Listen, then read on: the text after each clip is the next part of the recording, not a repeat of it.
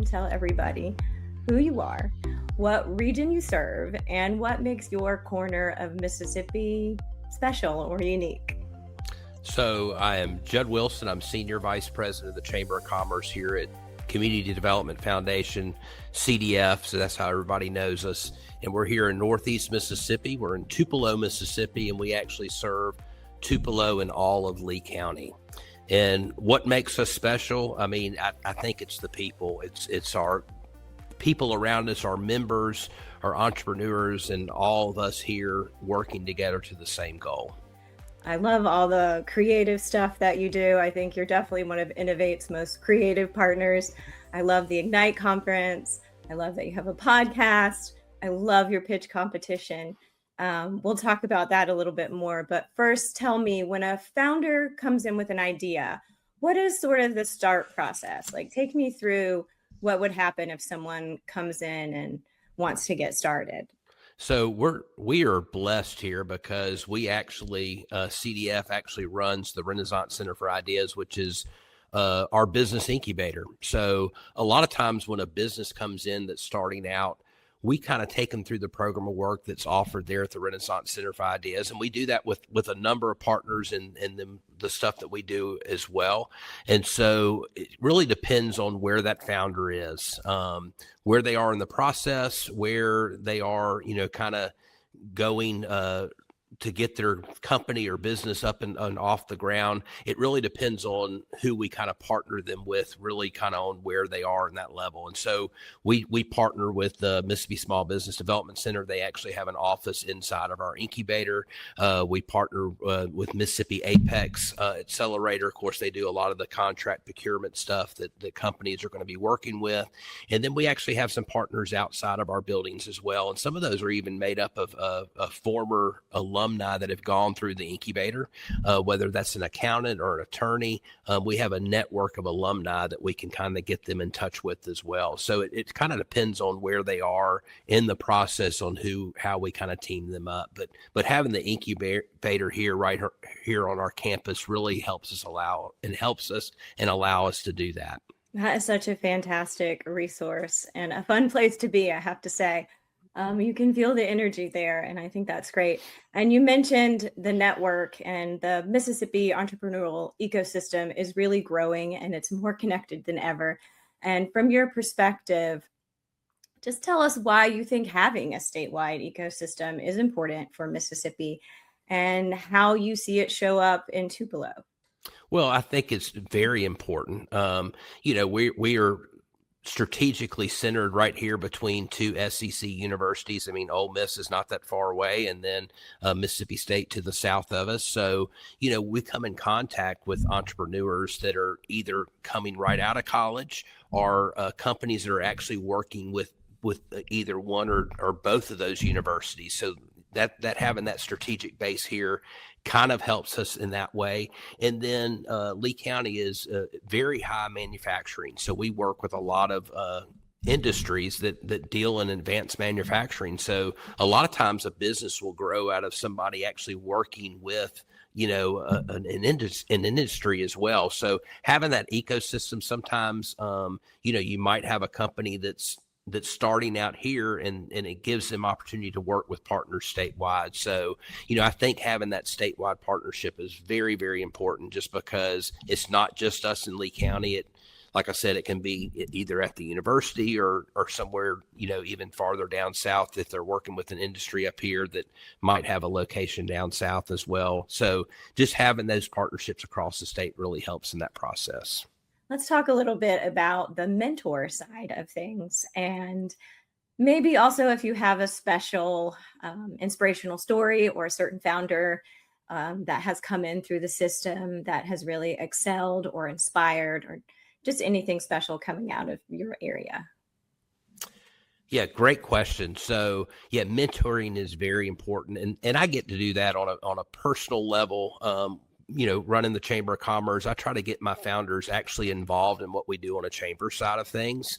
So since we run the incubator and also run the Chamber of Commerce side of things, it's really great for us because we can get these founders in front of people maybe they weren't going to be in front of before. So it's a blessing that we have that kind of relationship to do that.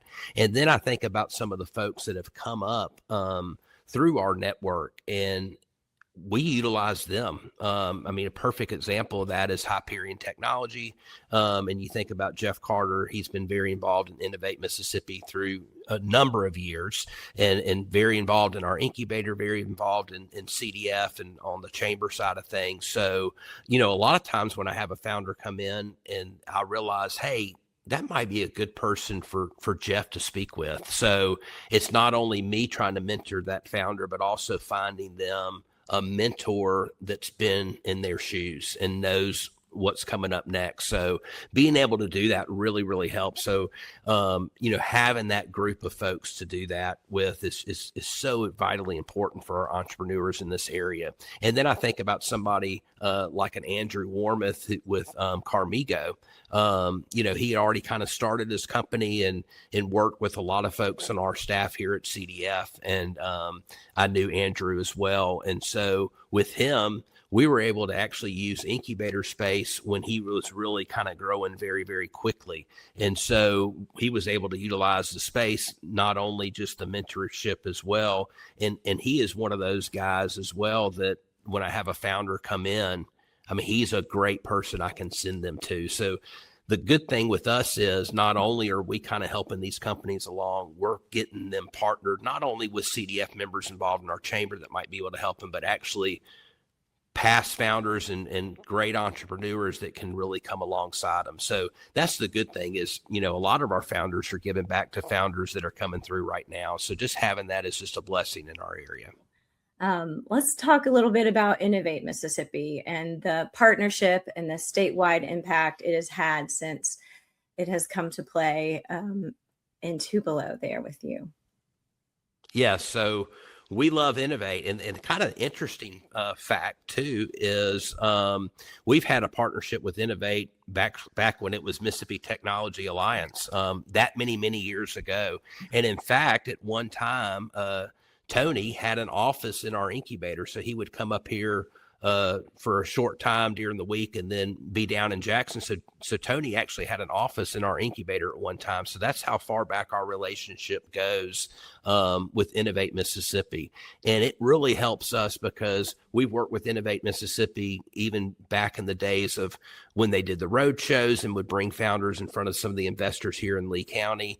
And then we actually had an opportunity when they were working with ARC, kind of growing that angel network at one time. So in all those different steps, we've always been there with Innovate Mississippi. And it just helps us because, like I said, when a founder comes to us, if it's somebody that, a previous entrepreneur can help in our area, it's always good to be able to turn them over to Innovate just because it expands their network. So we enjoy the partnership. It's really kind of helped grow in our pitch competition.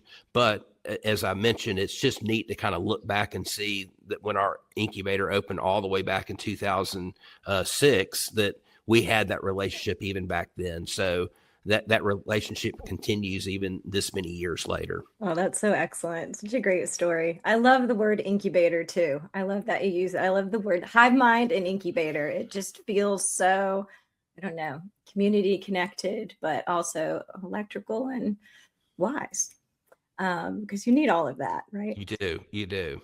Let's talk about your pitch competition coming up. Tell people who are the founders pitching, what's happening out there. How excited are you? I will use my cheat sheet a little bit here, but our pitch competition, it's my favorite part of time of the year to do that. And we got some great folks, and it goes back to Innovate Mississippi. We started our pitch competition back in 2016. And back then, even our first winner of the pitch competition, don't remember their name, so I apologize. Hopefully they're not watching the podcast, but was out of Starkville, Mississippi. So even when we started our pitch competition way back in 2016, our goal was to grow entrepreneurship in our area. And we include our area is the state of Mississippi. So I thought it was neat that we had people to sign up from all the way down in Starkville back then. But I think now that with the partnership of Innovate, it's kind of opened it up even more statewide. So we love kind of helping our entrepreneurs right here in our own backyard, but really we consider the whole state our backyard as well. So I will say that, but we got some great folks. We have 6 that are going to be pitching in the finals. The way our system kind of works, we actually have people submit video pitches and then they fill out an application. And so what we have is what we call mentoring teams. And so it kind of works a little bit like The Voice, where those folks will submit their video pitch, and then our mentors kind of go over all those pitches and decide who the final 6 will be. I think we ended up with like 34, so they had to whittle it down all the way to 6. And so we got a great group of 6, and it was kind of neat too, because I was walking down the hall yesterday in our office, and one of our mentoring teams was working with one of the founders that's pitching. So they're working with them a couple of times before the finals. And so it was neat just to kind of see them and talk to them while they were in our building. But we got Claris Labs will be with us, and that's Max Wamsley. I don't know if I'm saying that correctly or not, but he's not from the Tupelo area. But like I said, we love having everybody kind of take part in it. Menu Signal, Trevor AC, and I've met Trevor before, and kind of a neat product that he has. And then we actually have a young man that just graduated from Mississippi State, but is right here from Lee County. So it's neat to kind of see him develop and grow, and he's got a product called OmniSod, which is actually a digital platform that sod farmers use. Who knew? But it's actually I think a $1.8 billion business. He grew up in that industry, and so he's been kind of testing his product out on his family kind of farm there, but he knows he can grow it because he knows his competition well, and he says they're not really good. So it's kind of neat to see him develop something that hopefully will be used, across the country there. We got another kind of local group that's here that's working on a company called Paradigm, and it's sort of an AI platform to kind of help companies and kind of streamline different things. So they got that going. And then we have Tax Assembly with Jay Chow. And so he is not from our area, but it's kind of neat again that, he's taking part in our pitch competition. And then we have what we call one of our little kind of Main Street businesses that's kind of popped up now. It's called the Maj Parlor. So they have actually started a Mahjong parlor. They're opened up on East Main Street here in Tupelo, Mississippi. And, Annette and Stacy Bevel run that. And so it's neat to kind of see that business up and grow. And they've only been open for a few months. And so it's neat to see our mentors kind of even working with the small business like that. So those are our 6 that are going to be pitching on June the 15th right here at CDF in our boardroom. And it's always a fun night, but I tell the folks that take part in it, they've already won because they've got to work with some great entrepreneurs in our area and kind of learn from them and pick their brains to kind of grow as a company. That's exciting. It sounds like you have a lot of really great founders pitching. I'm excited for this one. Let's see. Let's talk a little bit. I know you have some other things that you do throughout the year, like Ignite, and let's just riff a little bit about that, if you don't mind. Yes, the Ignite Leadership Conference. It's a premier leadership conference. So, like a lot of Chamber of Commerce, we do a lot of leadership development. Actually, have a leadership class come in every year of about 25 people, and that program has grown since 2001. And throughout that process, leadership has always been important to us. If you look at some of the paintings behind me, you can see some of the leaders that have helped shape and mold Tupelo and Lee County. And we realize that the only way that we're going to continue to grow and continue to survive is to build great leaders. And so through kind of our leadership class, we decided, hey, what can we do more than just reach 25 people a year? And so we decided, let's do a leadership conference. I mean, there's not really one in this area. And so that's what we did all the way back in 2018. So this coming up at Night Leadership Conference, we always do it in January. It'll be our 10th one to do. And so we bring in speakers from across the country. I mean, we've had Dr. Henry Cloud, John Gordon, John Acuff, you name it. Those speakers have been in our area.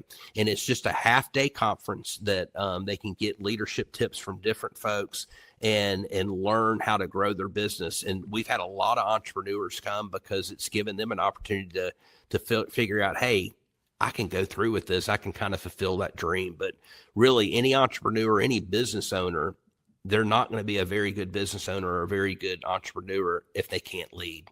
They got to be able to do that. And so we know leadership is very, very important. So that's how the Ignite Leadership Conference birthed. And so this last year, I mean, back in January, we actually had 775 folks with us in the audience. So that's what our audience looks like. It's a great time. It's fun to kind of have those speakers. And we'll actually announce our speaker lineup for January 2027 up in August, and tickets will go on sale at that time in August. That's exciting. I'm excited to see and hear who that's going to be. I'm sure it'll be epic. It always is.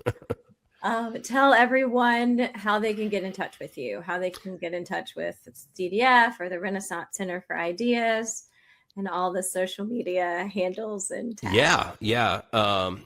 It's kind of easy to find us. We're always everywhere, but our website is cdfms.org. That'll take you to the CDF website, and from there you can easily reach the Renasant Center for Ideas, which is our business incubator. You can follow us on Facebook at CDF. We actually have a Renasant Center for Ideas Facebook page as well, and then we have an Ignite Leadership Conference Facebook page as well. With that, we do a podcast every other week on leadership. So we bring in folks to do that. So that's at Nightcast, the official podcast of the Ignite Leadership Conference. So if you find CDF and find the CDF Facebook page, it's going to take you to all those different things that we do here in Tupelo and Lee County. Y'all are doing so much over there. It's so great. Well, I know at Innovate, everybody's so grateful for your partnership. We're all excited about the upcoming pitch competition. And thank you so much for your time and being here and chatting with me. Amber, it's been a pleasure. And we appreciate all that y'all do to help us. We can't do it without each other and partners. And it's great partners like y'all that allow us to do what we do. So we appreciate it.